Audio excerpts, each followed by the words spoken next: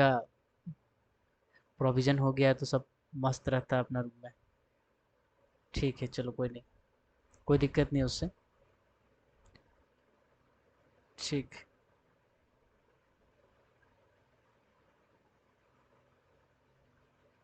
ठीक है, ठीक है। चलो लाइव क्लास आते रहो, कोई दिक्कत नहीं है। लाइव क्लास आते रहो, जितना आ सकते हैं आओ। बाकी बहुत कोई यहाँ पे ऐसा है नौकरी चाकरी वाला है, और बहुत कोई ऐसा है जो बहुत छोटा मोटा काम करता है, और छोटा करे बड़ा करे उससे हमको कोई दिक्कत नहीं है। आप क्लास कर रहे हैं, पा रहे हैं, यही आपके लिए बहुत बड़ा बात है। एक सेकंड देख लेते हैं सब कुछ सही है कि नहीं एक बार। सब सही रहेगा तो फिर दिक्कत नहीं रहेगा। हाँ, कुछ लोग का पीडी पीडी चल रहा है, कुछ लोग नौकरी कर रहे हैं। पर्सनली कॉल भी किए थे, और इसीलिए थोड़ा सा ध्यान में रखें सबको, कोई छूट ना जाए गलती से पीछे, इसका मेरा ध्यान रहेगा। स्टार्ट कर देते हैं, एक मिनट।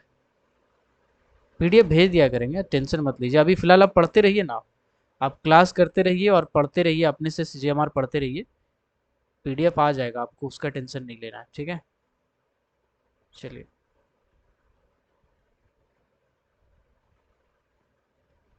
ओके।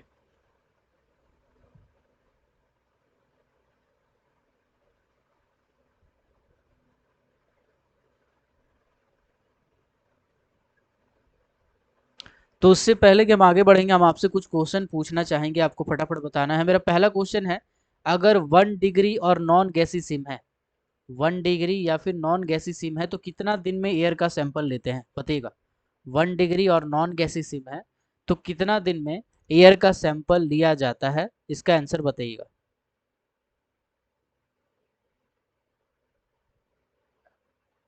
चैप्टर 10 का तो दिया हुआ है, चैप्टर 10 का दिया हुआ, 11 और 12 का नहीं दिए होंगे। 30 डेज कह रहे हैं, 14 भी कह रहे हैं कोई।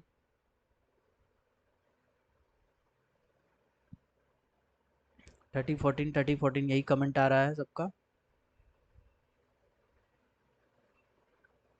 ठीक है, तो इसको हम समझ लेते हैं, एक बार स्पष्ट कर देते हैं, पहले भी हम किए हैं बट एक बार फिर से बताते हैं। देखो, जांच और सैंपलिंग, इसके बारे में थोड़ा समझते हैं।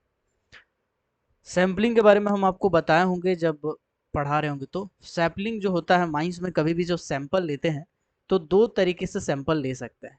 सबसे पहला जो सैंपलिंग लेते हैं वो लेते हैं ओपन बोतल से, ओपन बोतल मेथड। और दूसरा जो होता है, एक सेकेंड, दूसरा जो होता है उसको बोलते हैं हम लोग सक्शन मेथड। क्या कहते हैं?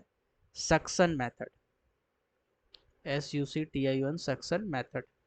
ठीक है, ये दो तरीके से जनरली हम लोग सैंपल कलेक्ट करते हैं। क्या इसको छोड़ के दूसरा तरीका है? बिल्कुल है। वीडियो ऑफ कर लीजिएगा सब। इसको छोड़ के दूसरा तरीका है। देखिए, सबसे पहले आते हैं ओपन बोतल मेथड। ओपन बोतल मेथड में क्या करते हैं हम, एक बोतल होता है कांच का, ठीक है, कांच का एक बोतल होता है, इस बोतल में पानी भरा होता है। ठीक है, इस बोतल में क्या भरा रहता है? पानी भरा रहता है।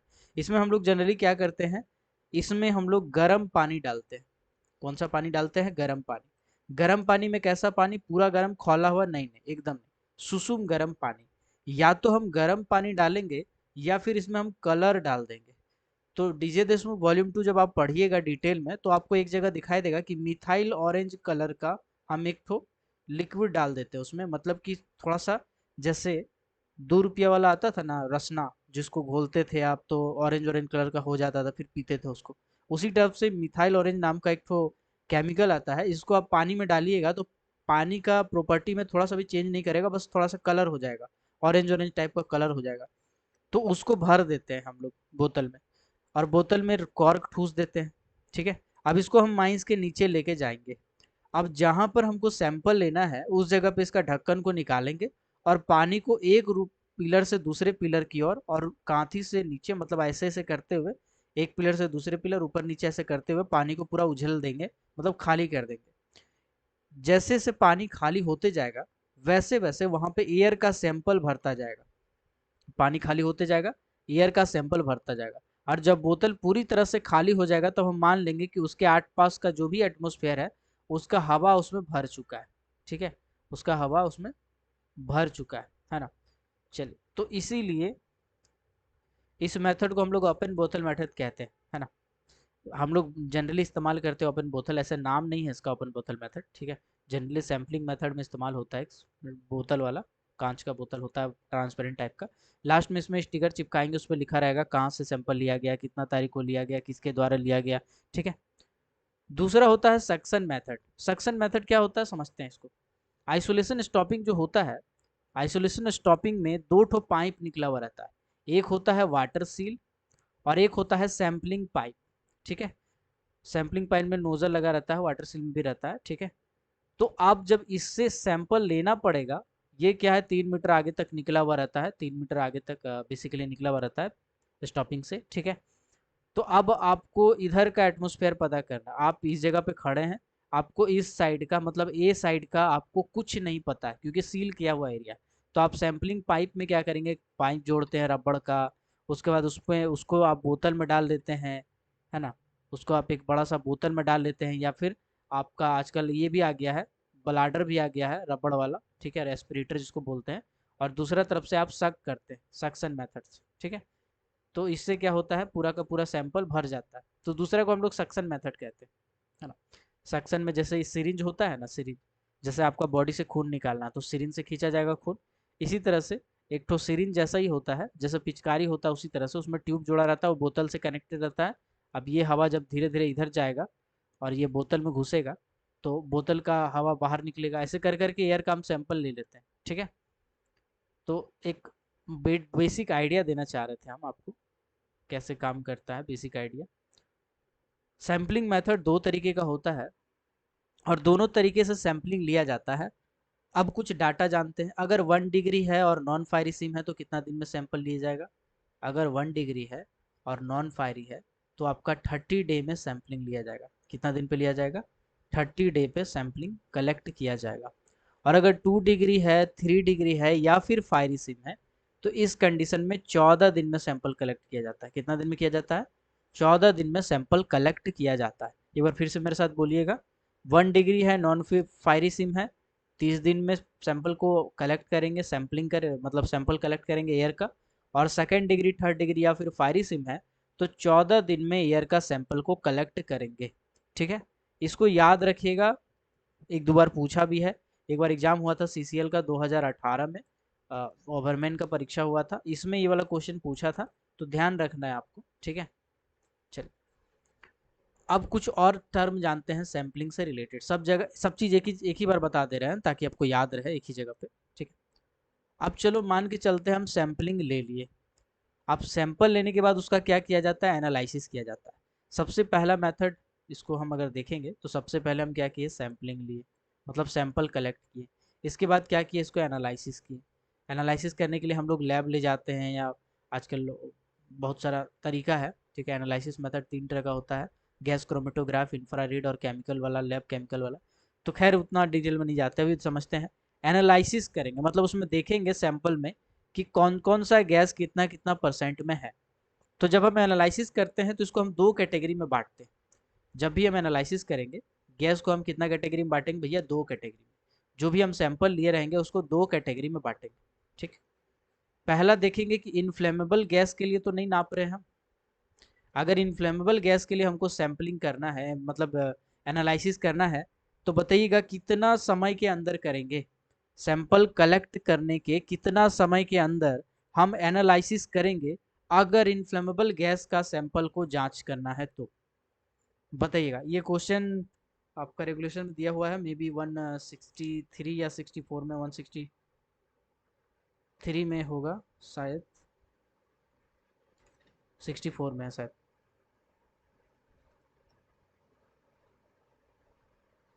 ठीक है, मिलेगा, आगे मिलेगा, क्या ना, 169 में, हाँ ठीक। चलिए एक बार देख लेते हैं सबका आंसर कितना बोल रहे हैं, कितना दिन बता रहे हैं समय। 3 दिन बोल रहे हैं, कोई 48 घंटा बोल रहे हैं, ठीक है। 7 दिन भी बोल रहे हैं, चलो समझते हैं। देखो भैया, अगर इनफ्लेमेबल गैस का सैंपल ले रहे हैं आप, किसका ले रहे हैं, इनफ्लेमेबल गैस के लिए आपको जांच करना है। इस कंडीशन में आप कितना दिन में करेंगे, 3 दिन में करेंगे। इनफ्लेमेबल गैस में आप 3 दिन में करेंगे। और अगर जनरल गैस के लिए कर रहे हैं, बाकी कुछ गैस के लिए कर रहे हैं कि सीओ गैस कितना है, हाइड्रोजन कितना है, बाकी गैस कितना है, तो इस कंडीशन में 2 दिन में करेंगे। अब 3 दिन को आप 72 घंटा भी कह सकते हैं और यही 2 दिन को 48 घंटा भी कह सकते हैं। ये 72 घंटा वाला आपको कहाँ से मिलेगा? रेगुलेशन नंबर 169 में आपको ये डाटा मिल जाएगा और 48 घंटे वाला रेगुलेशन नंबर 46 में ये डाटा मिल जाएगा। वेंटिलेशन ऑफिसर का कर्तव्य जिम्मेवारी जब आप पढ़िएगा तो वहाँ पे 48 घंटा दिया हुआ है, और जब रेगुलेशन नंबर 169 ज्वलनशील गैस की प्रतिशत मात्रा और पर्यावरणीय जांच जब पढ़िएगा तो वहाँ पे 72 घंटा मिलेगा। तो आप कभी भी ऐसा नहीं सोचिएगा कि रेगुलेशन बनाने वाला पागल है, कहीं 48 लिखा है कहीं 72 लिखा है। उसके पहले का लाइन को समझने का कोशिश कीजिएगा। उसके पहले लिखा हुआ है इनफ्लेमेबल गैस 3 दिन वाला और जनरल गैस में 48 दिन वाला, ठीक है, 48 घंटा वाला, सॉरी। चलिए, ये पूरा पॉइंट को एक बार फिर से रिकैप कर दे रहे हैं हम ताकि आपको याद रह जाए। हम आपको बता रहे थे कि अगर 1 डिग्री या नॉन फायरिसिम है तो इस कंडीशन में 30 डे में हमको सैम्पलिंग करना है, 30 दिन में। और यही वाला अगर 2nd डिग्री 3rd डिग्री या फायरिसिम है तो आप 14 दिन में सैम्पलिंग करेंगे। सैम्पलिंग मतलब सैंपल कलेक्ट करना, ठीक है। आप सैम्पलिंग कलेक्ट किए, अब हम सैंपल को 2 कैटेगरी में डिवाइड कर सकते हैं। इनफ्लेमेबल गैस के लिए अगर जांच करना है तो 3 दिन के अंदर में करेंगे, और अगर जनरल गैस के लिए जांच करना है तो 2 दिन में हम करेंगे, ठीक है। बाकी उसको घंटा में आप चेंज कर ही सकते हैं। ओके, चलिए अब हम लोग आते हैं रेगुलेशन नंबर 166 पे, क्योंकि शायद 65 तक हम पढ़ा चुके थे। ओके, 64 पे आते हैं। चलिए,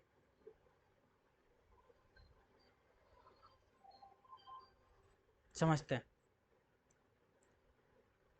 160, 62, 63 हो गया था, 64 पे आते हैं। देखो 64 में क्या क्या दिया हुआ है हम समझा देते हैं आपको। 164 में क्या क्या दिया हुआ है? सबसे पहले बोला गया है कि जहां कहीं भी वेंटिलेशन पर्याप्त नहीं है वहां पे हम बैरिकेड लगाते हैं। क्या लगाते हैं? बैरिकेड लगाते हैं। बैरिकेड का मतलब क्या होता है? बैरिकेड का मतलब होता है जैसे आप फेंसिंग लगाते हैं इसी तरह से बैरिकेड लगाते हैं, ताकि कोई भी आदमी गलती से जान चला ना जाए। इसके लिए आप क्या करते हैं? बैरिकेड लगाते हैं, ठीक है। चलिए, उसके लिए क्या करते हैं? आप बैरिकेड लगाते हैं, है ना। तो जहाँ कहीं वेंटिलेशन सही नहीं है उस जगह पे आपको बैरिकेड लगाना है, ठीक है। इसके बाद कहीं पर भी अगर आपको लगता है कि वेंटिलेशन में बाधा पड़ रहा है ना, जैसे मान लीजिए ऐसा है कि कोई गैलरी लगा हुआ है, कोई गैलरी है, सेकेंड, कोई गैलरी है, इस गैलरी में हम सीमेंट जमा करके रखे हैं। अब हवा जब जा रहा है तो इससे बाधा पड़ रहा है, तो हम इस सीमेंट को हटा देंगे वहाँ से। जो भी रुकावट है उस रुकावट को हम क्या करेंगे? उस पर्टिकुलर जगह से हटा देंगे, ठीक है। और उस जगह पे हम अस्थायी तौर पे काम बंद कर देंगे, है ना। ऊपर का अधिकारी को खबर कर देंगे, मतलब वो मैनेजर है या ओवरमैन है, असिस्टेंट मैनेजर है, उसको हम खबर कर देंगे, ठीक है। तो यही सब चीज़ उसमें लिखा हुआ है। अगर इसमें कभी भी वेंटिलेशन प्रणाली में मैनेजर के हस्तक्षेप के बिना चेंजेस नहीं किया जा सकता है। जब तक मैनेजर साहब नहीं बोलेंगे तब तक कभी भी वेंटिलेशन सिस्टम में, चाहे ऑक्सिलरी पंखा को यहाँ से वहाँ रखना है, चाहे कुछ करना है, हम चेंज नहीं कर सकते हैं, है ना। अगर इमरजेंसी सिचुएशन है तब हम कर सकते हैं। तो टेक्निकल बोला जाए तो 164 में आपको कोई पॉइंट नहीं मिलेगा, बस कॉन्सेप्ट मिलेगा कि जहाँ वेंटिलेशन सही नहीं है बैरिकेड लगा दो, सब आदमी को वहाँ से निकाल लो, ऊपर का अधिकारी को खबर कर दो, कभी कोई रुकावट पड़ रहा है तो उसको हटा दो, मैनेजर साहब के परमिशन के बिना छेड़छाड़ मत करो, और इमरजेंसी सिचुएशन में आप कर सकते हैं, ठीक है।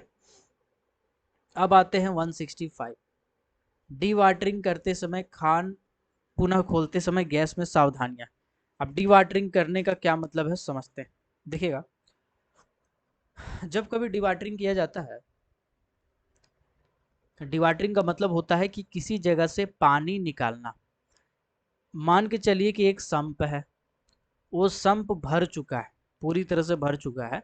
तो अब इस संप से अगर हम पानी निकाल रहे हैं तो इसको क्या बोलेंगे? इसको बोलेंगे डी वाटरिंग। क्या बोलेंगे इसको? D watering. या फिर कोई इंटेंशनल फ्लडिंग हम किए थे, इसमें से अगर पानी निकाल रहे हैं तो इसको भी हम क्या बोलेंगे? डिवाटरिंग।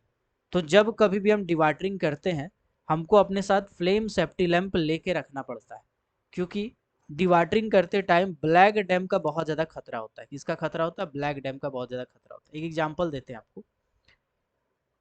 एक आदमी था जो अंडरग्राउंड माइंस में काम करता था, ठीक है। एक आदमी था जो अंडरग्राउंड माइंस में काम करता था, मजदूर आदमी था। सरफेस में वही वाला पानी जो सम्प से पानी निकलता था ना, उसको सरफेस में डिस्चार्ज करता था। तो आदमी लोग उसमें हाथ मुंह कान धोता था और अपना घर जाता था। तो एक बार क्या हुआ, वो मजदूर आदमी था, नया नया ज्वाइन हुआ, बेचारा को पता नहीं था कि पानी पी सकते हैं कि नहीं पी सकते हैं। सरफेस में गया, अपना ड्यूटी खत्म किया और मुंह कान धोया उसी पानी से, और उसी पानी को पी गया। ठीक है। कुछ दिन के बाद उसका फूड पॉइजनिंग हो गया, मतलब पेट खराब हो गया, पेट में हाइड्रोक्लोरिक एसिड ज़्यादा बन गया, इन्फ्लक्स हो गया पॉइजनस वाला। तो तबीयत उसका बिगड़ गया समझ लीजिए। तो ये जब जांच किया गया तो पता चला कि ब्लैक डैम के कारण हुआ है, ब्लैक डैम के कारण हुआ है। फिर जब उससे पूछा गया कि आप पानी पी रहे थे तो उसमें क्या क्या आपको चेंजेस दिखाई दिए, तो बोला कि जब हम पानी पी रहे थे तो पानी हमको थोड़ा सा खट्टा टाइप का लगा था, थोड़ा सा खट्टा टाइप का लगा था। खट्टा को हम लोग इंग्लिश में बोलता है बीटर इन टेस्ट, बीटर इन टेस्ट। कभी भी अगर सरफेस में कोई पानी, ठीक है, अगर ये हो रहा है तो उस कंडीशन में क्या बोलते हैं हम लोग, ठीक है, कभी भी अगर सरफेस में, है ना, देखो बीटर को कभी कभी कड़वा भी कहते हैं यार। तो कड़वा और खट्टा दोनों में हम एक चीज़ बताना चाहेंगे, कड़वा का मतलब है थोड़ा सा ज़्यादा वाला खट्टा। ठीक है, चलिए, खैर वो सब छोड़िए, हटाइए। ठीक है, चलिए, फिलहाल हम बता रहे थे कि सरफेस में क्या हो रहा है।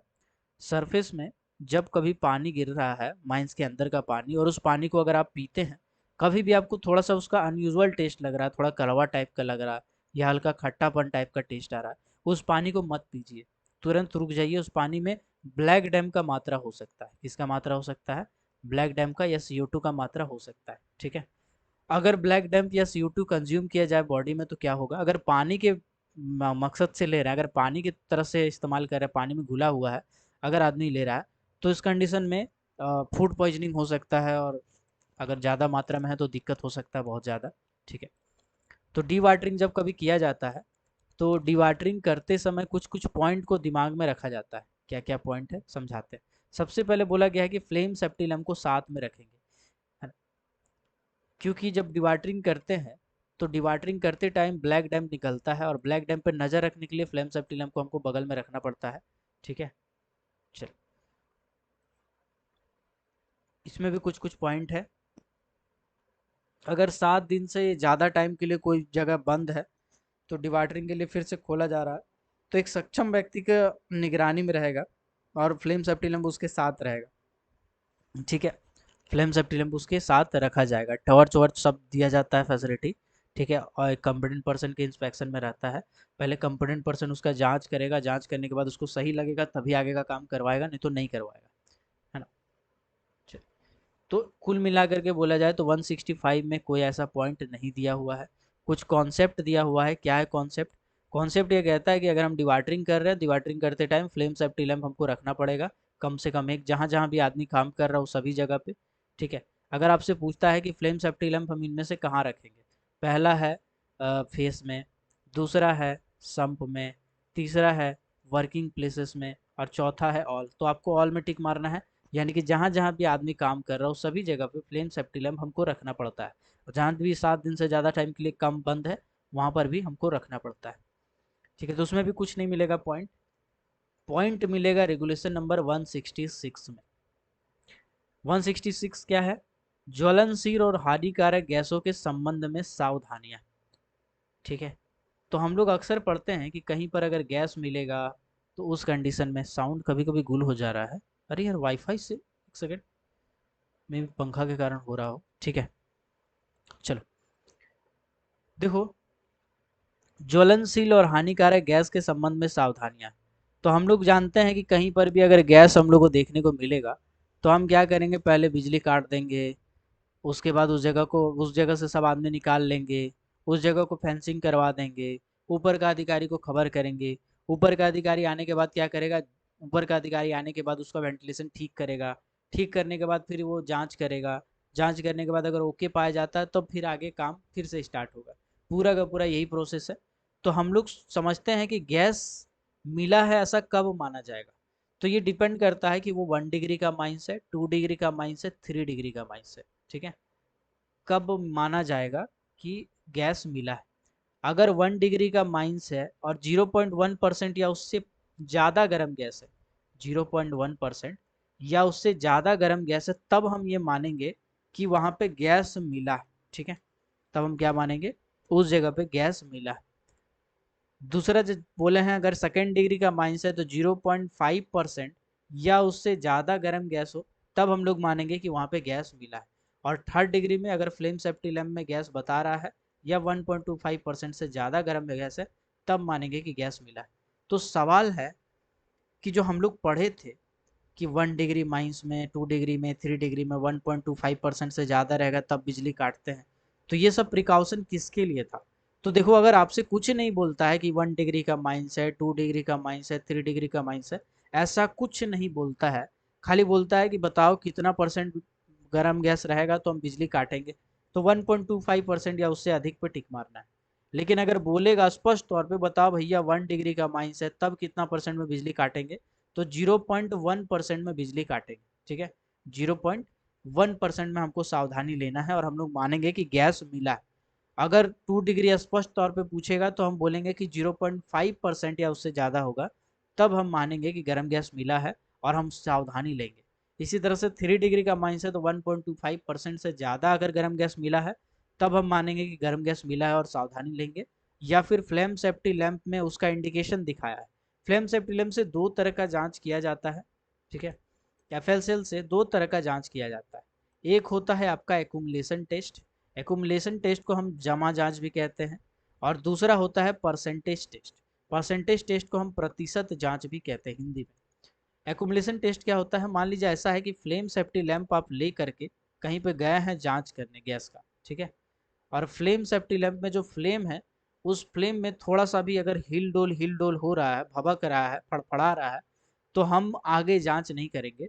फ्लेम को धीरे से सेफ्टी लैंप को नीचे लाएंगे और फिर उस जगह से हट जाएंगे और वहां पे हम जो बिजली कटवा देंगे और जो सेफ्टी लेना है वो लेंगे। एकुमुलेशन टेस्ट में अगर गैस मिला है तो।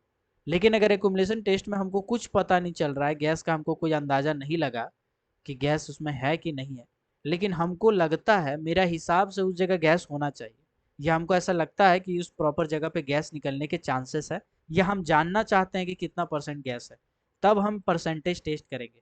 अगर एक्यूमुलेशन टेस्ट में गैस मिला तो क्या करना बताओ, आगे जांच होगा कि नहीं होगा? एक्यूमुलेशन टेस्ट में अगर गैस मिला तो आगे जांच होगा या नहीं होगा, बताइएगा।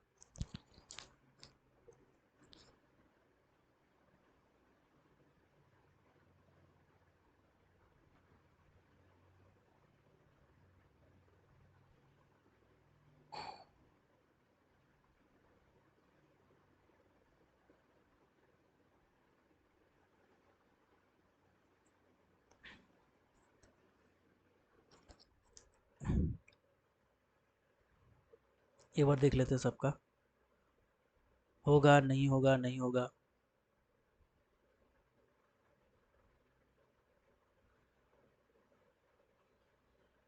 देखो, अगर खाली सैम्पलिंग पूछता है तो फिर आपको 30 दिन बोलना है, 30 दिन को मान के बोलना है, ठीक है। लेकिन अगर स्पष्ट करता है कि नॉन फायरी है या फायरी है तो उस हिसाब से बताना है, ठीक है। चलिए, ओके, आगे आते हैं। तो एकुमुलेशन टेस्ट में अगर गैस का पता नहीं चलता है तब हम गैस का जांच करते हैं, अगर जांच का पता चल गया गैस का तब हम नहीं करते हैं, ठीक है। चलिए, ध्यान रखिएगा। तो इसको एकदम ध्यान रखिएगा कि कब हम मानेंगे कि गैस मौजूद है, कब माने जाएगा कि गैस मिला है, ठीक है। तो 1 डिग्री का माइनस है तो 0.1% या उससे ज़्यादा मिलेगा तब माना जाएगा। सेकेंड डिग्री का माइनस है तो 0.5% या उससे ज़्यादा मिला है तब माना जाएगा। थर्ड डिग्री का माइनस है तो फ्लेम सेफ्टी लैम्प में जो इंडिकेशन देगा या 1.25% से ज़्यादा होगा तब माना जाएगा। जब भी माना जाएगा, यहाँ पे पूरा का पूरा प्रोसेस वही सब लिखा हुआ है, हम पूरा पूरी आपको समझा देते हैं क्या है भैया। तो सबसे पहले तो उस जगह का बिजली काट देंगे, अगर कोई आदमी देखा है तो तुरंत सरदार को सूचना देगा, सरदार उस डिस्ट्रिक्ट का बिजली काट देगा। बिजली काटने के बाद वहाँ से आदमी को निकाल लिया जाएगा। उसके बाद डिस्ट्रिक्ट में क्या किया जाएगा, रिटर्न साइड में अगर जो आदमी है उसको भी निकाल लिया जाएगा। उसके बाद उस जगह फेंसिंग करवा दिया जाएगा ताकि कोई गजर गलती से आदमी उस जगह पहुंच ना जाए। फिर ओवरमैन को खबर किया जाएगा, ओवरमैन या ऊपर का अधिकारी जो भी मिल जाए। उसके बाद वो अपना जाके जांच करेगा, वेंटिलेशन हटाएगा, और तब तक आदमी नहीं जाएगा जब तक कि जांच करने के बाद ये ना पता चल जाए कि वो जगह पूरी तरह से सेफ है, ठीक है। तो ये भी कॉन्सेप्चुअल है, इसमें डाटा वही 300 था, है ना। चलिए, अब मेरा कुछ रैंडम सा सवाल है आपको बताना है, ठीक है। मेरा पहला क्वेश्चन है 1 डिग्री का माइनस से बताइए कितना % गैस मिलेगा, तब माना जाएगा कि गैस पाया गया है।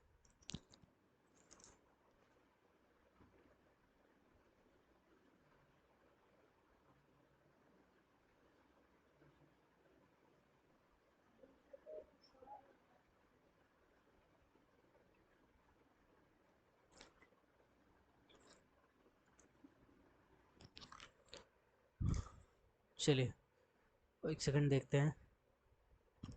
0.1 0.1 0.1, बिल्कुल 0.1%। 0.1% या उससे ज़्यादा मिला है। सेकेंड डिग्री का केस में बताइए कितना % गैस मिलने पे हम मानेंगे कि गैस मिला है। सेकेंड डिग्री में बताइएगा। सबसे हम जानना चाहते हैं, उम्मीद करते हैं कि इसका आंसर सबको पता होगा। चलो 22-23 को अभी देख रहा है, 150 हो जाता है, पता नहीं। सब लड़का आलसा गया है। अब मेन बात है कि वीडियो लेक्चर मिलने लगा है, तो लड़का सोचता है कि आराम से करेंगे यार, एक ही बार बैठेंगे 2-3 क्लास निपटा लेंगे ना। चलो कोई नहीं। 0.5% या उससे ज़्यादा, 0.5% या उससे ज़्यादा अगर मिलता है तब मानेंगे।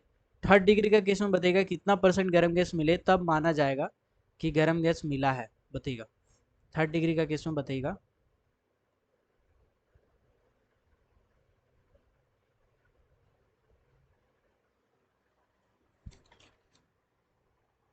ठीक है, चलिए मेरा अगला सवाल है, एक बार देख लेते हैं आंसर सबका। 1.25% या उससे ज़्यादा मिलेगा तब माना जाएगा, ठीक है। मेरा अगला सवाल है, अगर कोई माइंस 2 डिग्री का है तो बताइएगा सैंपलिंग कितना दिन में लिया जाएगा। एयर का सैंपल कितना दिन में कलेक्ट किया जाएगा अगर कोई माइंस 2 डिग्री का माइंस है, सेकेंड डिग्री का माइंस है, बताइएगा। ये सब का उम्मीद करते हैं कि सब बताएंगे यार, है ना।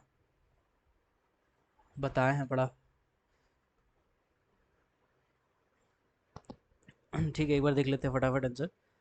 14 दिन बता रहे हैं जी, बिल्कुल 14 दिन में होगा। सेकेंड डिग्री, थर्ड डिग्री और फायरिसी में 14 दिन में होगा, और फर्स्ट डिग्री में 30 दिन में रहेगा।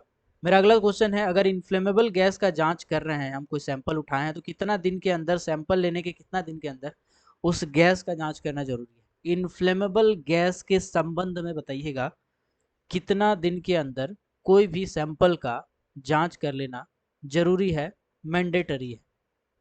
72 आवर या फिर 3 दिन, बिल्कुल बिल्कुल बिल्कुल सही, बिल्कुल सही, बिल्कुल सही। और नॉर्मल नॉर्मल वाला बताइएगा, नॉर्मल वाला दूसरा जनरल गैस हम लिए हैं, कलेक्ट किए हैं, तो उस कंडीशन में कितना दिन हो जाएगा।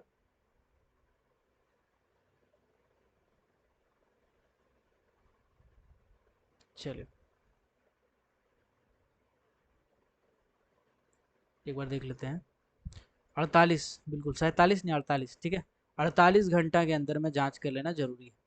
रेगुलेशन नंबर 166 भी आपका पॉइंट क्लियर हो गया है, कुछ पॉइंट तो छूटा नहीं है, ठीक है। एक सवाल है, चलो देखते हैं कितना लड़का को याद है। मान लीजिए ऐसा कोई ऑक्सिलरी फैन हम लगाएं, ठीक है। ऑक्सिलरी फैन, उसके कितने मीटर के दायरे में कार्बोनेसियस मैटर नहीं रखा जाता है। ऑक्सिलरी पंखा के कितने मीटर के दायरे में कोई भी कार्बोनेसियस मैटर नहीं रखा जाता है, बताइएगा आंसर। चलिए देख लेते हैं एक बार। 10 मीटर कह रहे हैं, 5 मीटर कह रहे हैं, लड़का लोग गड़बड़ा गया यहाँ पे, कुछ अलग सोच लिया है, ठीक है। कुछ कुछ गड़बड़ा गया है, बाकी सब सही है, ठीक है, समझा देते हैं आप, समझा देते हैं। देखो अगर माइंस का एंट्रेंस का हम बात करते हैं ना, तो माइंस का एंट्रेंस का 15 मीटर के दायरा में कोई भी कार्बोनेसियस मैटर नहीं रहेगा। आग नहीं लगाएंगे, बीड़ी नहीं पियेंगे, या 24 घंटा से ज़्यादा यूज़ के बराबर का हम लकड़ी वकड़ी या कार्बन वाला कोई भी चीज़ नहीं रखेंगे। यही वाला अगर 10 मीटर होता तो हम बोलते कि कोई भी जो स्ट्रक्चर है, यानी कि कोई भी कंस्ट्रक्शन हम कर रहे हैं वो फायर प्रूफ मटेरियल से होगा। मतलब ऐसा नहीं कि लकड़ी का दरवाजा लगाएंगे, हम लोहा का दरवाजा लगाएंगे, ठीक है। लोहा का मटेरियल यूज करेंगे, बालू सीमेंट छड़ गिट्टी सबका इस्तेमाल करेंगे। लकड़ी वाला या कोई भी ऐसा चीज जो जल सकता है उसका इस्तेमाल नहीं करेंगे 10 मीटर के अंदर में माइंस एंट्रेंस का। लेकिन यहाँ पे हम बोले ऑक्सिलरी फैन, तो ऑक्सिलरी फैन का 5 मीटर के दायरा में कोई भी कार्बोनेशियस मैटर नहीं रखा जाता है, ध्यान रखिएगा। 5 मीटर के दायरा में कोई भी कार्बोनेशियस मैटर नहीं रखा जाता है, ठीक है। चलिए, बाकी तो कॉन्सेप्चुअल था, बाकी कॉन्सेप्चुअल को खाली समझना है। अब आते हैं रेगुलेशन नंबर 167 पे। तो ये 167 में क्या बोला है, बोला गया है कि अगर कोई 1 डिग्री, सॉरी 2 डिग्री का माइनस है, 3 डिग्री का है, एक सेकेंड, 2 डिग्री है, 3 डिग्री है, या फिर फायरी सिम, तो उस कंडीशन में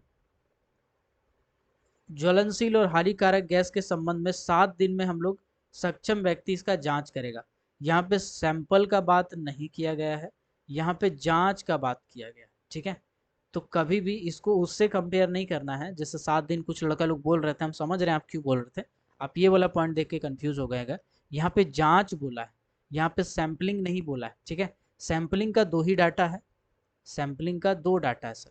अगर 1 डिग्री है या नॉन फायरी है तो उस कंडीशन में आपको 14 दिन, सॉरी 30 दिन में सैंपल लेना है। और अगर 2 डिग्री, 3 डिग्री या फायरी सिम है, उस कंडीशन में आपको 14 दिन में सैंपल लेना है, ठीक है। लेकिन अगर हम जांच के बारे में बात करें तो जांच में 7 दिन, ठीक है। चलिए, यहाँ पे और कुछ ऐसा नहीं है, बस यही बोला है कि अगर 2nd डिग्री है, 3rd डिग्री है या फिर फायरी सिम है, तो इस कंडीशन में 7 दिन में हम लोग क्या करेंगे, सक्षम व्यक्ति जांच करेगा, है ना। ओल्ड वर्किंग का जांच किया जाएगा, पुराना फेसेस में जो जो गैस है कि नहीं है, इसका जांच किया जाएगा।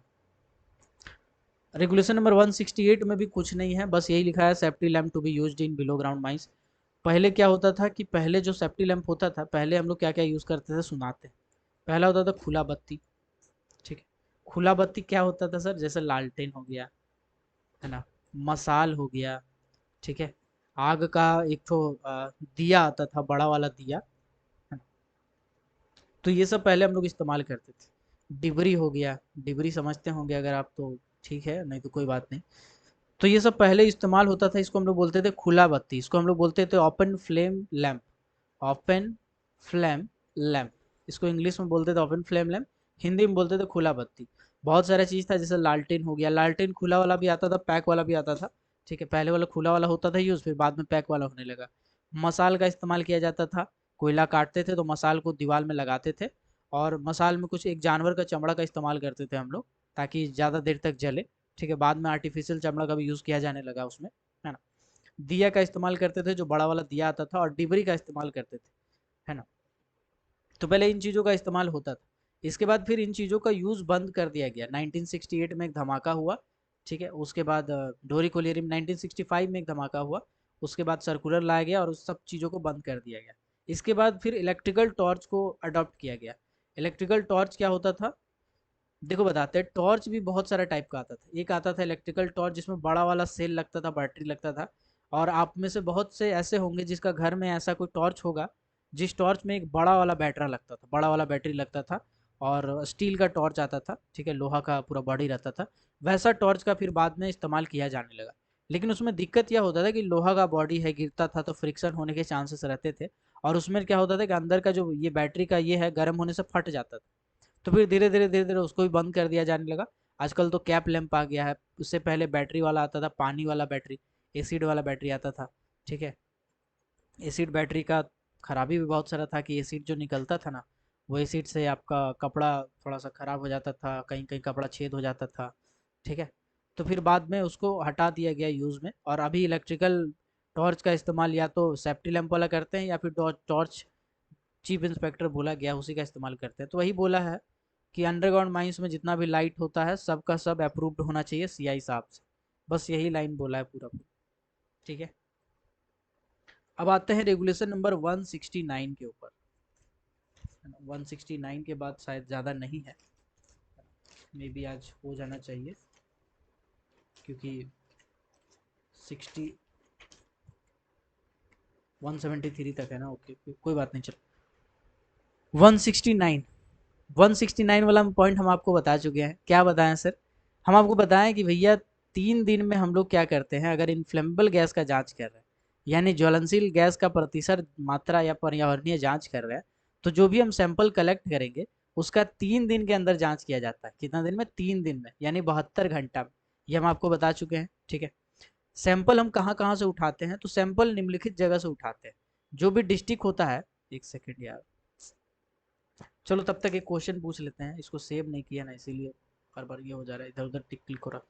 एक क्वेश्चन पूछते हैं आपसे, बताइएगा, आंसर बताइएगा। क्वेश्चन यह है कि अगर किसी जगह हम सैंपल लिए और सैंपल लेने के बाद पता चला 0.8% से ज़्यादा गर्म गैस है, तो उसके बाद जब भी हम सैंपल लेंगे वो कितना दिन अंतराल पे लेते हैं? अगर आप पढ़े हो तो ठीक है, तो कोई बात नहीं, बताएंगे।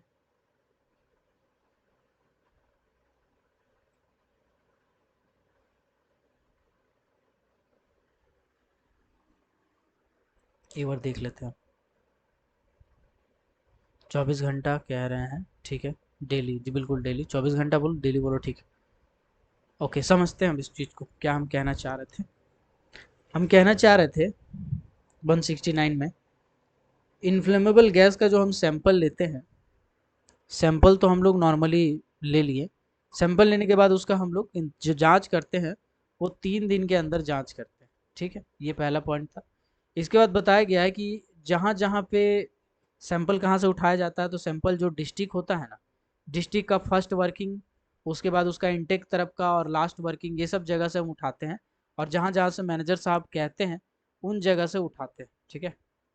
अगर कट हो गया, एक सेकेंड रुक जाइए, जस्ट अ सेकेंड। जो लाइव देख रहे हैं या जो क्लास देख रहे हैं, रुक जाइए, थोड़ा सा वेट कर लीजिए।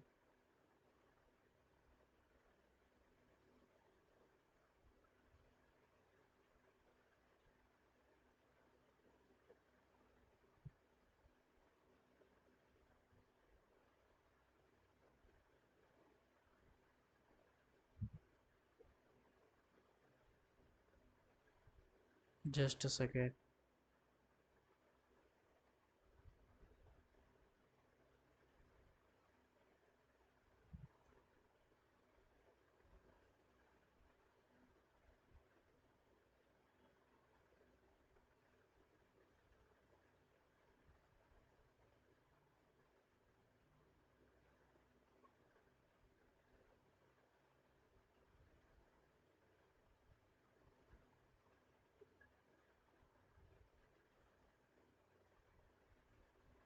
रुक जाइए 1 मिनट।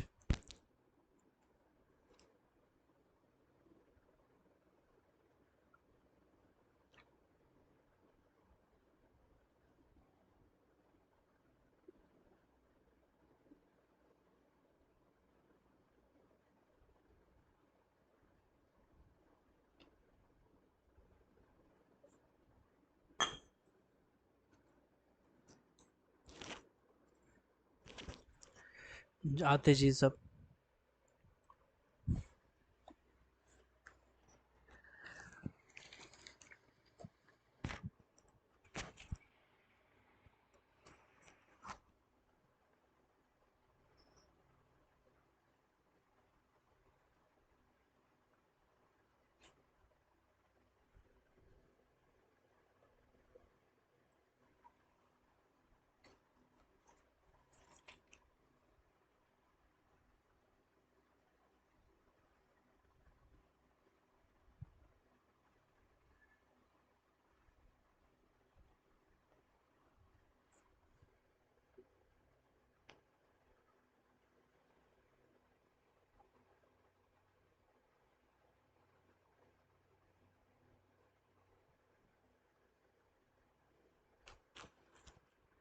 चलिए, मेरा वॉइस सही से आ रहा होगा सबको, एक बार देख लेते हैं।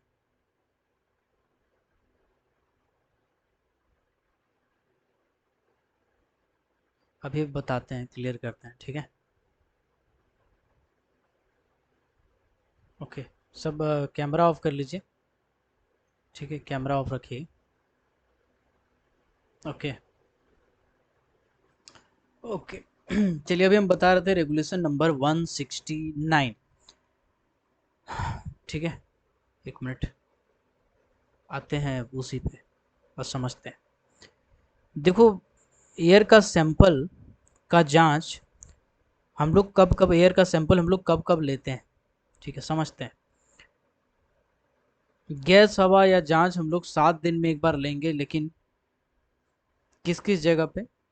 अगर 0.8% से ज़्यादा हो जाए कहीं पे एयर का सैंपल, तो हम लोग हर 24 घंटे के अंतराल पे सैंपलिंग करेंगे। कितना घंटे के अंतराल पे करेंगे? 24 घंटे के अंतराल पर करेंगे। ठीक है, और ऐसा करते रहेंगे। मान लीजिए ऐसा है कि 0.1 पर 8% से ज़्यादा मिला था सैंपल। ठीक है, मंडे को हम सैंपल लिए और 0.8% से ज़्यादा सैंपल मिला, तो ट्यूसडे को हम फिर से सैंपल लेंगे और सैंपल लेने के बाद देखेंगे कि सैंपल कितना है। मान लीजिए ट्यूसडे को हम जो सैंपल लिए उसमें 0.6% आया। वेडनेसडे को फिर से सैंपल लिए, 0.5% आया। उसके बाद थर्सडे को फिर से सैंपल लिए, 0.5% ही आया। उसके बाद फिर से हम सैंपल लिए, 0.5%, 5554। ठीक है, सैटरडे को फिर से सैंपल लिए, 0.55 आया। और संडे को फिर से सैंपल लिए तो 0.567 के आसपास आया। इसका मतलब ये हुआ कि मंडे को जो हम सैंपल लिए थे इसमें गैस का मात्रा ज़्यादा था, 0.8% से ज़्यादा था। कितना था? 0.8% से ज़्यादा अगर सैंपल था, उस कंडीशन में हम उसके बाद लगातार 7 दिन तक सैंपल लेते रहेंगे। 7 दिन तक सैंपल लेते रहेंगे जब तक कि कम ना मिले। अगर ऐसा है, इसको ऐसे समझिए, एक वो दूसरा एग्जांपल लेते हैं। मान लीजिए मंडे को हम एयर का सैंपल लिए और पता चला, मंडे ट्यूसडे छोड़ो यार, इसको सिंपल भाषा में समझते हैं। मान लीजिए 1 अगस्त को हम सैंपल लिए हवा का, और हमको पता चला किसी जगह पे 0.9% गर्म गैस मिला, तो 0.8% से ज़्यादा है। तो अब हमको क्या करना पड़ेगा? हर दिन सैंपल लेना पड़ेगा, मतलब अब हमको हर 24 घंटे के अंतराल पे सैंपलिंग करना पड़ेगा। तो अब हमको 2 अगस्त को भी सैंपलिंग करना है। 2 अगस्त को सैंपल लिए, फिर मेरा 0.9% सैंपल आया। तो फिर अब हम 2 अगस्त से जोड़ेंगे सर, ऐसा नहीं कि 1 अगस्त से जोड़ेंगे, 2 अगस्त से जोड़ेंगे। अब 3 अगस्त को सैंपलिंग लिए तो मेरा 0.8% आया। तो हम बोले थे कि 0.8% से अधिक मिले, 0.82% आ गया मान लो, तो अभी भी ज़्यादा मिला। अब हम क्या करेंगे? 4 अगस्त को फिर से सैंपल लिए, अब पता चला 0.7% आया। तो अब हम अगर देख रहे हैं प्रैक्टिकली, तो 0.8% से कम है 0.7%। ठीक है, तो अब हमको हर 7 दिन तक सैंपल लेना है, मतलब लगातार 7 दिन तक सैंपल लेना है। ठीक है, तो अब हम सैंपल ले रहे हैं 5 तारीख को, 6 तारीख को, 7 तारीख को, 8 तारीख को, ऐसे कर करके 7 दिन तक सैंपल लिए। 1, 2, 3, 4, 5, 6, 7, यानी 11 तारीख तक हम सैंपल लिए, 11 अगस्त तक। 11 अगस्त तक लगातार सैंपल लेने के बाद भी अगर 0.8% से कम रहा, तब हम सैंपलिंग लेना बंद कर देंगे। तब हम नॉर्मल इंटरवल पे अब सैंपलिंग लेने लगेंगे। जो हम नॉर्मल इंटरवल रखे थे, 30 दिन वाला और 14 दिन वाला, उस पर हम कंटिन्यू हो जाएंगे। लेकिन किसी कारण से ऐसा हुआ कि नहीं हो रहा था, तो हम सैंपल हर दिन लेते रहेंगे, यानी 0.8% से कम जब तक नहीं होगा तब तक हम हर दिन सैंपल लेंगे, हर 24 घंटे के अंतराल। और जिस दिन 0.8% से कम हुआ, उस दिन से लगातार 7 दिन तक हम सैंपल लेते रहेंगे। ठीक है, उस दिन से लगातार 7 दिन तक सैंपल रहेंगे। मतलब अगर 1 अगस्त को हम जांच किए, उसी दिन अगर मेरा 0.8% आया था, तो 2 तारीख को हम जांच किया और 0.7% आ गया, तो हम 2 तारीख से जोड़ेंगे 7 दिन। 2 से 3, 4, 5, 6, 7, 8, 2 तारीख से आठ आठ तारीख तक होगा 7 दिन। ठीक है, तो 8 तारीख तक हम लगातार सैंपल लेंगे हर 24 घंटे के अंतराल पे। ऐसा क्यों? क्योंकि इससे 60 दिन पहले 0.8% से ज़्यादा गर्म गैस मिला था। ठीक है, आई होप आप समझ गए होंगे। तो यही लाइन यहाँ पे बोला गया है कि अगर मान लीजिए हम किसी जगह सैंपल लिए और 0.8% से ज़्यादा गर्म गैस मिला है, तो 24 घंटा में हम एक बार सैंपल लेंगे। ठीक है, 24 घंटा में हम एक बार सैंपल लेंगे, और तब तक लेंगे जब तक कि 7 दिन तक लेंगे, जब तक कम ना हो जाए। ठीक है, उसके 7 दिन बाद तक भी हम सैंपल लेते रहेंगे। सेकंड कंडीशन क्या बोला है? अगर 0.6% से कम मिला है कहीं पे गर्म गैस का मात्रा, 0.6% से कम मिला है और इससे ज़्यादा नहीं बढ़ रहा है, तो हम 30 दिन के अंतराल पे सैंपल लेते रहेंगे। ये मेरा फर्स्ट डिग्री और नॉन फायरिंग के केस में होता है जनरली। तो 0.6% से कम रहेगा तो हम 30 दिन के अंतराल पे सैंपल लेते रहेंगे। ठीक है, और तीसरा पॉइंट क्या बोला है, तीसरा पॉइंट बोला है कि अगर कहीं पे हम सैंपल लिए और पता चला 1.25% से ज़्यादा है तो हम रीजनल इंस्पेक्टर को रिपोर्ट भेजेंगे। उसके बाद वो जितना दिन के इंटरवल पे बोता है उतना दिन के इंटरवल पे सैंपल लेंगे। फिर से रिपीट करते हैं, हमको लगता है किसी किसी को प्रॉब्लम हुआ होगा, समझते हैं क्या बोले हम।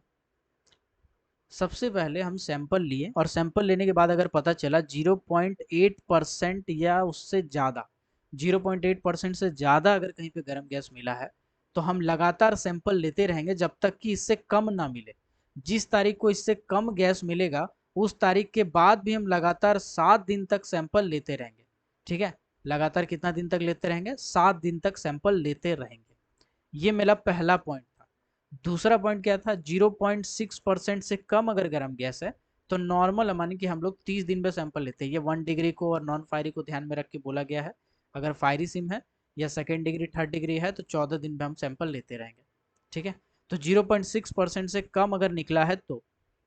तीसरा पॉइंट क्या बोला है, 1.25% से ज़्यादा गर्म गैस है तो आरआई साहब को इन्फॉर्म कर देंगे और जितना दिन पे बोला जाएगा उतना दिन पे सैंपल लेंगे। ठीक है, मेरा अगला क्वेश्चन है, ह्यूमिडिटी का जांच कितना समय अंतराल पर किया जाता है। किसी भी माइंस में किसी भी जगह पे अगर हमको ह्यूमिडिटी का सैंपल लेना है तो कितना समय अंतराल पे ह्यूमिडिटी का जांच किया जाता है, बताइएगा।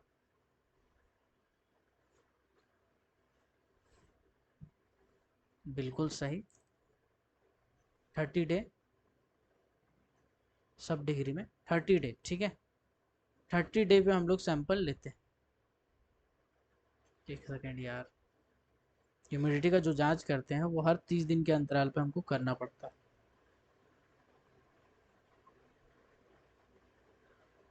वही वाला पॉइंट यहाँ पे बोला गया है, ह्यूमिडिटी यानी किसी भी माइंस का अगर हम आर्द्रता, एक सेकेंड इसको सेव ही कर लेते तो अच्छा रहता, बट कोई नहीं। आप लोग रेगुलेशन पढ़ते रहिएगा। ठीक है, आज बढ़ा देना, इसके बाद दिक्कत नहीं ना हो रहा आप लोग को, अगर हो रहा है तो बता दीजिएगा।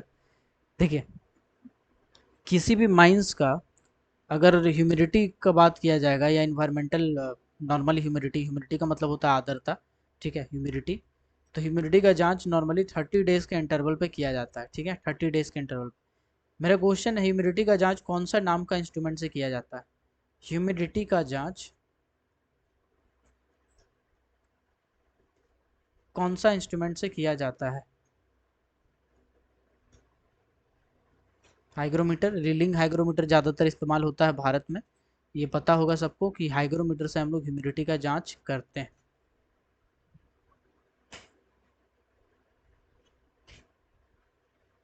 चल आगे बढ़ते हैं, 71 72, ज़्यादा नहीं है, ज़्यादा नहीं, खत्म हो जाएगा चैप्टर ही खत्म हो जाएगा, उड़ जाएगा, ज़्यादा नहीं। देखो 170 में कोई पॉइंट नहीं है। Again, monitoring devices, monitoring devices क्या होता है, जो लगातार किसी गैस पर नज़र रखे उसको हम मॉनिटरिंग डिवाइसेस कहते हैं। जैसे AFD, automatic fire dam detector. इसमें क्या होता है, गर्म गैस का मात्रा जब कभी भी 1.25% से ज़्यादा होता है तो ऑटोमेटिकली इसमें अलार्म लग जाता है, अलार्म बज जाता है तो आदमी का नज़र चला जाता है। इसको बोलते हैं ऑटोमेटिक मॉनिटरिंग डिवाइसेस। इसके बाद बहुत सारा ऐसा है जो जैसे सेंसर जो लगे होते हैं बहुत सारे। ठीक है, वो भी आपका मॉनिटरिंग डिवाइसेस में आता है ना। अलग अलग जो सैंपल लगे होते हैं गैसेस के, मॉनिटरिंग डिवाइसेस में आता है। तो मॉनिटरिंग डिवाइसेस में बोला गया है कि इसको भी लगातार जांच किया जाता है। कितना दिन के इंटरवल पे ये नहीं लिखा है क्योंकि हर मशीनरी के लिए अलग अलग हो सकता है। ठीक है, और इसी के हिसाब से हम लोग करते हैं। एक आता है गैस क्रोमेटोग्राफ। तो एयर का सैंपलिंग जब हम पढ़ाएंगे तो हम आपको बताएंगे एयर सैंपलिंग का जो एनालिसिस होता है उसका 3 तरीका होता है। एक होता है केमिकल मेथड, दूसरा होता है क्रोमेटोग्राफ मेथड, और तीसरा होता है इंफ्रारेड मेथड। इन तीनों पे ही हम लोग सैंपलिंग का जांच करते हैं। ठीक है, तो 170 में कुछ नहीं, बस पॉइंट इसमें एक भी नहीं है, कॉन्सेप्ट था। 171 पे आते हैं, इसमें लिखा हुआ है जनरल प्रिकॉशन इन गैसी माइंस। अगर कोई गैसी माइंस है तो आपको क्या प्रिकॉशन लेना है। उससे पहले मेरा एक क्वेश्चन है, बताइएगा, अंधा सूंद यानी कि ब्लाइंड हेडिंग मैक्सिमम कितना लंबा रहता है। अंधा सूंद यानी कि ब्लाइंड हेडिंग मैक्सिमम कितना लंबा रहता है।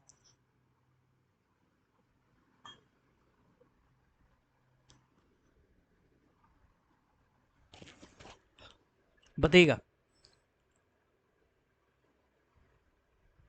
3 मीटर, जी बिल्कुल, हम प्रीवियस क्लास में बताए थे अंधाधुंध क्या होता है और ब्लाइंड हेडिंग कैसे डिसाइड किया जाता है, सर्वेयर बनाता है, माइनिंग सरदार बनाता है, कैसे कैसे क्या क्या होता है। ठीक है, इसको बोलते हैं हम लोग ब्लाइंड गैलरी, अंधाधुंध। तो देखो इसमें बोला गया है 171 में, गैसी खान में सामान्य सावधानियां, कुछ जनरल प्रिकॉशन हमको लेना पड़ता है। ठीक है, सबसे पहले बोला गया है कि जब कभी भी कोई वर्किंग है या सूंद है, उसके निकटतम वेंटिलेशन कनेक्शन 3 मीटर से दूरी तक नहीं बढ़ाई जाएगी, अगर जब तक ये अग्निरोधक या ऐसा कुछ इस्तेमाल नहीं हुआ। देखिए दो टर्म है, पहले समझिए। एक होता है कोर्सिंग, दूसरा होता है स्प्लिटिंग। ठीक है, कोर्सिंग का क्या मतलब है, स्प्लिटिंग का क्या मतलब है? ये एक इनटेक रास्ता है, मेन इनटेक रास्ता।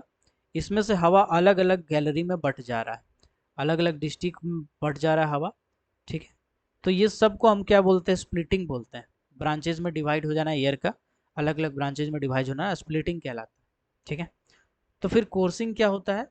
कोर्सिंग मतलब ये पर्टिकुलर जो डिस्ट्रिक्ट है, इस डिस्ट्रिक्ट में कहीं कोना में फेस है, अब कोना तक हवा पहुंचाने के लिए उसमें हम जो भी करते हैं वो सब कोर्सिंग मेथड में आता है। फॉर एग्जांपल हम आपको बताए थे कि हम फैन का इस्तेमाल करते हैं, हम ऑक्सिलरी फैन का इस्तेमाल करते हैं। ठीक है, या बूस्टर फैन का इस्तेमाल करते हैं। कभी कभी हम ऑक्सिलरी फैन या बूस्टर फैन में एक ट्यूब बांधते हैं। ट्यूब जनरली दो प्रकार का होता है, एक होता है कैनवास ट्यूब, दूसरा होता है स्टील सीट ट्यूब। ठीक है, कैनवास ट्यूब का हम लोग ज़्यादातर इस्तेमाल करते हैं, है ना। तो ट्यूब बांधते हैं हवा को एक जगह से दूसरा जगह पहुंचाने के लिए। तो वो सब क्या है, वो सब है कोर्सिंग मेथड। तो वही बोला गया है कि हवा कम से कम 3 मीटर तक पहुंचते रहे, जो भी वेंटिलेशन कनेक्शन है उसके 3 मीटर तक हवा अच्छे से पहुंचते रहे। उसके लिए हम लोग ये सब इंस्ट्रूमेंट का यूज़ कर सकते हैं, ब्रिटिश का, अलग अलग साधन का, है ना। 3 मीटर तक कम से कम हवा पहुंचते रहे। दूसरा बोला गया है कि अगर कोई नैरो गैलरी चला रहे हैं, नैरो मैन चला रहे हैं एडवांस गैलरी से, तो 3 मीटर से ज़्यादा बढ़ा के नहीं रखा जाएगा। तो यहाँ पे दो टर्म है, समझते हैं। ब्लाइंड हेडिंग और नैरो गैलरी। देखो नैरो गैलरी क्या होता है, मान लीजिए एक बड़ा सा गैलरी है, इसका चौड़ाई का बात करेंगे तो यह है 4.8 मीटर। अब इसी गैलरी में से कोई पतला सा आगे हम गैलरी काटे, अब इस गैलरी का साइज जो है वो कम है, इस गैलरी का मान लीजिए चौड़ाई है 2 मीटर। तो ये गैलरी कहलाएगा नैरो गैलरी। पहले वो नैरो जीन्स आता था जिसमें पैर के पास पूरा पतला रहता था, तो नैरो जीन्स बोलते थे उसको, क्योंकि वो, तो यही वाला अगर ज़्यादा चौड़ा गैलरी था, आगे जाके वो नैरो हो जा रहा है, तो ये नैरो गैलरी को हम 3 मीटर से ज़्यादा चौड़ा नहीं रखेंगे। ठीक है, 3 मीटर से ज़्यादा अधिक बढ़ा के नहीं रखेंगे। हम लोग नैरो गैलरी करते हैं, जी बिल्कुल करते हैं। क्यों करते हैं नैरो गैलरी? देखो नैरो गैलरी करने के पीछे बहुत सारा कारण है। सबसे पहले मान लीजिए ऐसा है कि 4.8 मीटर का एक चौड़ा गैलरी था, इसके बाद इसको हम कुछ दूरी तक नैरो किए, यानी 3 मीटर मान के चलिए किए, इसके बाद फिर हम इसको चौड़ा किए। ऐसा किया जा सकता है, जी बिल्कुल किया जा सकता है। ऐसा क्यों किया जा सकता है? ऐसा इसलिए किया जाता है क्योंकि जब प्रेशर घट जाता है किसी जगह से, हवा सही से नहीं पहुंचता है, तो हम नैरो गैलरी करते हैं तो हवा इसमें से बहुत तेजी से बहने लगता है और प्रेशर के साथ बहुत दूर तक हवा जाता है। तो ऐसे करके हम बढ़ा सकते हैं। या फिर अगर कोई गैलरी है उसके साइड में हम पैक कर दे कोई चीज़, तब भी वो नैरो गैलरी बन जाता है। तो जो नैरो गैलरी का साइज है वो मैक्सिमम 3 मीटर तक होता है। ठीक है, ब्लाइंड हेडिंग में भी सेम डाटा है 3 मीटर, और नैरो गैलरी में भी सेम डाटा है 3 मीटर। बाकी जितना भी इसमें आगे पॉइंट बोला है, एयर क्रॉसिंग वगैरह जितना भी बनाते हैं, स्टॉपिंग वगैरह बनाते हैं, वो आपका सही से बनाया जाएगा। जहाँ एक्सप्लोजन प्रूफ बनाना पड़ता है वहाँ एक्सप्लोजन प्रूफ बनाते हैं। ठीक है, कुल मिला करके इसमें पॉइंट कुछ दिया नहीं है, कॉन्सेप्ट खाली लिखा हुआ है। ठीक है, रीजनल इंस्पेक्टर से परमिशन मांगा जाएगा, आपातकालीन को छोड़ के कभी भी वेंटिलेशन से छेड़छाड़ नहीं किया जाएगा। यही सब कुछ कुछ पॉइंट इसमें लिखा हुआ है। ठीक है, तो उसमें पॉइंट ज़्यादा नहीं है, एक बार फिर से रिकैप कर देंगे हम। लास्ट में है कॉन्ट्राबैंड। कॉन्ट्राबैंड का मतलब क्या होता है? कॉन्ट्राबैंड का मतलब होता है निषेध वस्तुएं। ठीक है, कॉन्ट्राबैंड का मतलब होता है निषेध वस्तुएं। जैसे अगर मान लीजिए ऐसा है कि अंडरग्राउंड माइंस में कोई आदमी को आप पकड़े, वो आदमी मैनेजर था, और मैनेजर साहब का पॉकेट छू के देखे तो उसमें से मोबाइल निकला, तो ये जो मोबाइल लेके जा रहा है ये इलीगल है। ठीक है, ये इलीगल है, एज कम्पेयर इलीगल है ये नियम का वायलेशन है एज पर CMR 2017 172, इसका उल्लंघन है। कोई भी आदमी अगर अंडरग्राउंड माइंस में घुस रहा है तो उस माइंस में मोबाइल लेके जाना गैर कानूनी है। चाहे वो मोबाइल एंड्रॉयड वाला हो, चाहे मोबाइल बैटरी से चलता हो, चाहे नोकिया 3310 हो, मोबाइल लेके जाना गैर कानूनी है। इसी तरह से कुछ और भी चीज़ें होते हैं जो कॉन्ट्राबैंड्स होते हैं। कॉन्ट्राबैंड्स को हिंदी में कहते हैं निषिद्ध वस्तुएं। निषिद्ध वस्तुएं मतलब जिसको हम माइंस के अंदर नहीं ले जा सकते हैं, वैसे वस्तुएं, जैसे लाइटर, जैसे सिगरेट, जैसे बीड़ी, जैसे आपका धूम्रपान का कोई भी साधन, धूम्रपान हो, बीड़ी हो, कोई भी चीज़ हो, ठीक है, दिया सलाई हो, मोबाइल हो, जैसे गांजा ठीक है, जैसे खैनी, खैनी भाई लीगल है ना, जैसे आपका और भी बहुत सारा चीज़ है। तो ये सब क्या है, ये सब इलीगल चीज़ें हैं। ये सब क्या है, इलीगल चीज़ें हैं। हालांकि खैनी को नहीं रोकता है, आपको थोड़ा जान के अजीब लगेगा, लेकिन अगर पॉकेट चेक होता है और कोई आदमी खैनी लेके जा रहा है तो उसको मना नहीं करता है ना। कोल इंडिया में और जो कोल माइंस है उसमें खैनी को नहीं रोकता है, बोलता है खैनी से ही सब चल रहा है। मजदूर खैनी उसका ईंधन है, जैसे गाड़ी का पेट्रोल है उसी तरह से मजदूर लोग का खैनी है। खैर ये सब बात पे नहीं आते हैं। तो ये सब कॉन्ट्राबैंड्स में आती हैं, ठीक है, निषिद्ध वस्तुओं में आती है। Okay, contraband. तो ऐसा कोई भी चीज़ माइंस के अंदर में लेके नहीं जाना है जिसमें से चिंगारी पैदा हो सके। मोबाइल को इसलिए निषिद्ध किया जाता है क्योंकि मोबाइल में बैटरी होता है, और कई बार आप सुने होंगे, अभी वाला मोबाइल में तो खैर नहीं हो रहा है, लेकिन पहले वाला मोबाइल का बैटरी फट जाता था। अगर बैटरी ओवर चार्जिंग हो गया है, बैटरी खराब हो गया है, तो उस कंडीशन में, ठीक है, चलिए कर देंगे हम सैंपल मैनेज कर देंगे। तो वो सब कंडीशन में लेके नहीं जा सकता, ठीक है।